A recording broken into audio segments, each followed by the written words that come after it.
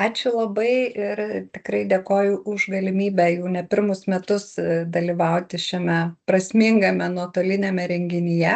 Kaip jau buvo minėta, atstovauju viešą įstaigą Ramintoje ir mes nuo pat įsikūrimo pradžios aktyviai dalyvaujame prevencijos srityje, esame ir Šventos Mortos grupės dalis ir taip pat daugiausia, aišku, dirbame su ugdymu ir čia jau buvo minėta ta švietimo svarba ir man atrodo, kuo anksčiau mes pradedame kalbėti apie tai, kuo anksčiau žmonės išgirsta, tuo jie tampa sąmoningesni ir gali apsisaugoti nuo to, kad netaptų prekybos žmonėmis aukomis.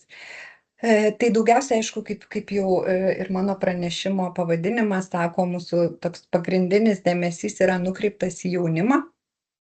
Tai yra į gimnazistus ir studentus, bet lygiagrečiai mes dirbame ir su mokytojais, dėstytojais, socialiniais darbuotojais ir taip pat bendradarbiaujame su pareigūnais.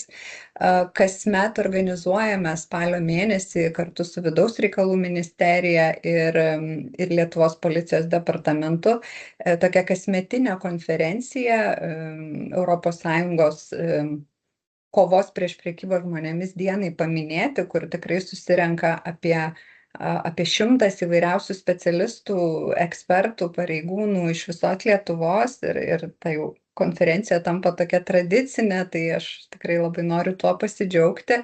Ir jinai yra praktinė. Mes iš tiesų išbandom įvairiausius būdus, nagrinėjam įvairias situacijas skirtingais kampais iš skirtingų perspektyvų ir žmonės gali tiesiog, apsikeisti vaidmenimis ir pasimatuoti kitų institucijų, kitų organizacijų vaidmenis. Tai reiškia pamatyti situacijas visai kitų žvilgsnių. Ir taip pat kasmet mes organizuojam konferenciją jauniesiams policijos rėmėjams, taip pat kartu su policijos departamentu, kur susirenka tikrai daugybė jaunų žmonių. Šiemet irgi, tiksliau praeitais metais, irgi turėjom virš 100 net iš tiesų jaunų žmonių iš visos Lietuvos, kur bandėme dirbti su technologijomis, nes žinome, kad technologijos, ta pažanga spartėja ir technologijomis naudojamės ne tik mes, ar ne, naudojasi ir nusikalstama veika užsiimantys žmonės, tai tikrai jaunimas mokėsi, kaip kurti įvairius video filmukus, reelsų žinutes, tiesiog, kad internete atsirastų ir ta kitokia informacija, šviečiamoji informacija. Ir žinoma, mokyklos, gimnazijos ir kolegijos ir universitetai visoje Lietuvoje taip pat mes važiuojame tiesiog į vietą ir dirbame su jaunimu ir su mokytojais. Ir turbūt labai svarbu paminėti, kad daugeliui žmonių atrodo, kad prekyba žmonėmis prasideda nuo kažkokio smurto ar grasinimo ar panašių dalykų, bet iš tiesų dažniausiai tai prasideda nuo tiesiog pasiūlymo ar pažado, kaip jau buvo irgi minėta. Ir tai paprastai būna darbo pasiūlymas arba kažkokių ypatingų išskirtinių santykių pasiūlymas, gali būti pagalbos pasiūlymas arba galiausiai kokios nors galimybės, kurios negalima praleisti, ar ne, irgi toks pažadas. Tai jaunimui tai yra patrauklu. Jaunimas dar nėra pakankamai atsparus tokiems įvairiems pasiūlymams ir tai jiems atrodo labai normalu, kaip normalios gyvenimiškos situacijos, bet specialistai puikiai žino, kad tokios situacijos jos iš tiesų kuriamos naudojant verbavimo per pasitikėjimą ir per emocinį ryšį modelius, kuriuos specialistas atpažįsta, bet jaunas žmogus, arba nebūtinai net jaunas žmogus, tiesiog žmogus, kuris nežino, jis tikrai eina su tokiu pasitikėjimu į tai ir tam tikros emocijos jos gali pagreitinti arba tapti tą silpnąją vietą pakliūnant į šias pinkles. Tai pavyzdžiui, kažkokio geresnio gyvenimo viltis ar santykio, galiausiai kažkoks skubėjimas, vienišumas, pinigų trūkumas ar kažkokių kitų dalykų stoka ir galiausiai noras pabėgti nuo šeimos, galbūt nuo tėvų, nuo tos situacijos, kuriuose kiekvienas iš mūsų galime atsidurti. Tai labai svarbu, tai, ką noriu šiandien šiek tiek aptarti, tai kodėl prevencija jaunimo, ta lyderystė arba ambasadorystė, jinai yra labai svarbi. Jinai iš tikrųjų vaidina tokį lemiantį vaidmenį ir todėl čia norėčiau pasižiūrėti į jaunimą ne tik kaip į rizikos grupę, bet kaip į sprendimo dalį. Nes tikrai jaunimas gali būti sprendimo dalis ir kodėl. Pirmiausia, dėl to, kad jaunimas paprastai vis dėlto neklauso kažkokių vyresnių autoritetų, ar ne, jie gali klausyti, bet gal dažnai net neišgirsti, jie klausosi vieni kitų.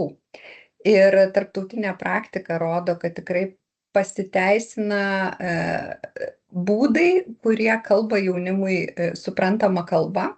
Ir pavyzdžiui, ta bendraamžių tarpusavio komunikavimas ir bendradarbiavimas, tokia prevencija, jinai veikia geriau jaunimo tarpe negu vien tik tai per kažkokias informacinės kampanijas ar paskaitas ar mokymus. Ir iš tiesų jauni žmonės greičiau pasitiki tais, kurie kalba jų kalba ir kurie kalba su jais tam pačiam ar ne tarsi lygmenyje. Tai savanoriai, jauni savanoriai apmokyti kaip prevencijos ambasadoriai, jie savo aplinkoje tikrai pasiekia daugiau jaunų žmonių negu tradiciniai mūsų, ar ne, kažkokie informaciniai seminarai. Ir kodėl taip yra, nes pirmiausia, tie jauni žmonės, jie kalba be moralizavimo, jie dalinasi kažkokiom savo realiom situacijom ar išgyventom patirtim ir jie nekelia gėdos jausmo, noro tokio kažkokio pasislėpti ar apsiginti. Ir dėl to prevencija jinai veikia tuomet, ką irgi ministras jau minėjo, ne kai yra mokoma, moralizuojama, o kai išgirstama, išklausoma, pamatoma, ar ne, kai žmogus jaučiasi suprastas. Ir tie žaidybiniai metodai, kuriuos mes irgi naudojam ramintoje, jie veikia. Ir tai nėra tiesiog žaidimas, kaip galėtų pasirodyti iš pirmo žvilgsnio, nes yra toks nusistovėjęs mitas, kad tarsi žaidimas tai yra nerimtoms temoms, ar ne? Bet iš tiesų žaidybiniai metodai tai nereiškia kažkokio paviršutiniškumo arba lengvabūdiškumo. Jie tiesiog sukuria tam tikrą saugų būdą patirti tas sudėtingas situacijas, nes pavyzdžiui, lygiai taip pat kaip mes, tarkim, vairuoti mokomės, ar neskaitydami tiesiog, mes skaitome teoriją, bet to nepakanka, mums reikia vis tiek sėsti už vairo, bet daryti tą saugioje aplinkoje ir palydinti instruktoriui. Tai su prevencija yra lygiai taip pat. Ir tie žaidybiniai metodai, jie padeda pirmiausia jauniems žmonėms atpažinti emocijas savo ir kitų, treniruoja tam tikrus sprendimų priėmimo įgūdžius, jie gali bandyti nebijodami, kad jie suklys priimdami vienokį ar kitokį sprendimą. Ir kas yra labai svarbu, jie mažina tą čia ne apie mane reakciją, nes mes labai dažnai ateinam į tą tokį čia ne apie mane, tai yra toli nuo manęs, tai tokie žaidybiniai būdai padedantis išgyventi tas situacijas, jie tarsi priartina šitą temą. Ir kokie galėtų būti pavyzdžiai tokių žaidybinių metodų, tai pavyzdžiui galėtų būti, tarkim, interaktyvios istorijos, ar ne, kur visas sprendimų kelias rutuliojamas, pasakojama kažkokia istorija apie jauną žmogų, su kuriuo gali žmogus save asocijuoti ir tada jie sprendžia, ką jie turėtų daryti, būdami vienokiame ar kitokiame vaidmenyje. Ir tokiu būdu mes modeliuojame tų sprendimų pasekmes. Jie gali patirti, kaip gali suveikti ar ne vienoks ar kitoks priimtas sprendimas. Ir tas iš tikrųjų naudojama ir daugelie šalių toks metodas. Nes, žinom, kad pavojus, kažkokia rizika, grėsmė, jinai neatsiranda staiga. Jinai auga per tokius labai mažus, atrodytų nekaltus sprendimus, mažus žingsnelius. Kitas būdas tai yra tų raudonų vėliavų atpažinimas vadinamųjų, tai yra irgi tam tikras žaidimas, kai mokomės atpažinti atrodytų iš pirmo žvilgsnio nekaltas frazes. Pavyzdžiui, niekam nesakyk, čia tik tarp mūsų, ar ne, arba dokumentus sutvarkysime vėliau, nesijaudink, palik tai mums, arba tu man esi ypatingas, arba ypatinga, arba išskirtinis, išskirtinė. Ir tikrai daugelis esame girdėję šitas frazes Ir žmogus nežinodamas, jis tikrai gali neatpažinti, kad tai yra, iš tikrųjų klasikiniai verbavimo ir kontrolės indikatoriai, kuriuos reikia atkreipti dėmesį.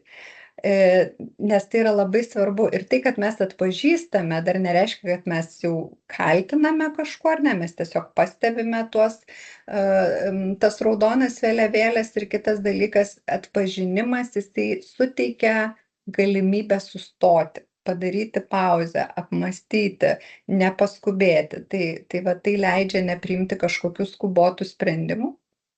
Na ir trečias irgi kaip pavyzdys galėtų būti tai tokios mikrosituacijų vaidmenys, kaip reaguoti, ar ne, kaip reaguoti, kai draugas nori išvykti kažkur dirbti be sutarties arba susiranda kažkokią staiga naują meilę kabutėse, ir ta pažintis dažnai atėjusi per internetą, jinai tampa per greita ir per intensyvi, bet jaunas žmogus tiesiog to neatpažįsta ir tokiu būdu tai yra tokio pagalbos pokalbio be spaudimo modeliavimas, kaip kalbėti su draugu, kuris pasidalina tokią situaciją. Tai įvairiausias ir tokias ir tarptautinės patirtis, kadangi tai irgi naudojama ir kitose šalise, tikrai galima perkelti į bet kurią bendruomenę. Ir turbūt tokie pagrindiniai universalūs principai šitų metodų ir būtų negąsdinti, o stiprinti ryšį, pirmiausia, su tuo žmogumi, nemoralizuoti, o klausti ir klausytis, ką jis kalba, nes labai dažnai jaunimas net netyčia tiesiog kalbėdamiesi jie pasidalina situacijomis, kurias specialistas ar žmogus, kuris kalbasi kartu su juo ar apmokytas bendraamžis, jisai gali atpažinti kaip tam tikras grėsmingas situacijas. Ir paskutinis tai yra neizoliuoti tą žmogų, o kartu su juo ieškoti sprendimų, kad jisai nesijaustų vienišas toje situacijoje. Tai kai jaunas žmogus susiduria su kažkokiom tokiom situacijom, su rizikom ir grėsmėm, svarbu yra tai, kad jis paprastai turbūt pasikalbės pirmiausia su draugu. Ne su tėvais, ne su kažkokiais specialistais, ne su pareigūnais tikrai. Jisai kalbėsi su draugu, su tais bendraamžiais, kuriais jisai pasitiki.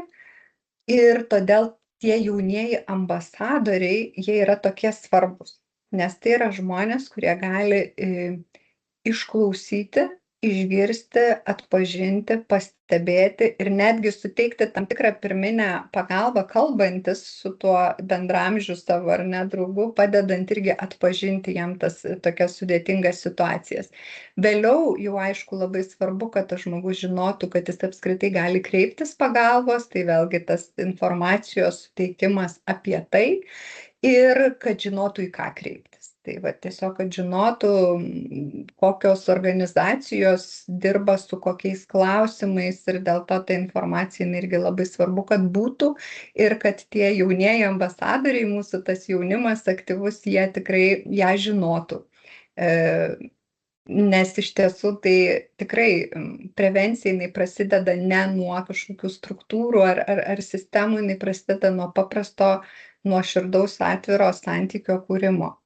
Dėl to tikrai labai gražu matyti, kaip jaunimas, aktyvus jaunimas ir tie patys jaunieji policijos rėmėjai, jie yra labai linkę eiti į tą bendradarbiavimą, jie yra atviri, jie nori įsitraukti, jie nori tapti prevencijos dalimi ir jeigu tik tai mes leidžiam jiem tai padaryti, mes juos išgirstam, mes juos priimam tarsi ar ne į tą bendruomenę, kuri kovoja su šiuo nusikaltimu, jie tikrai nuoširdžiai tai leidžiasi ir jie gali mus labai praturtinti, nes jie tikrai išmano technologijas geriau negu mes, jie puikiai žino jaunimo žargoną, jie mato, kas vyksta ar ne jų aplinkoj, mokyklose ir kitur, ko mes nematom. Dažniausiai mes to nematom, o jie mums to nepapasakoja.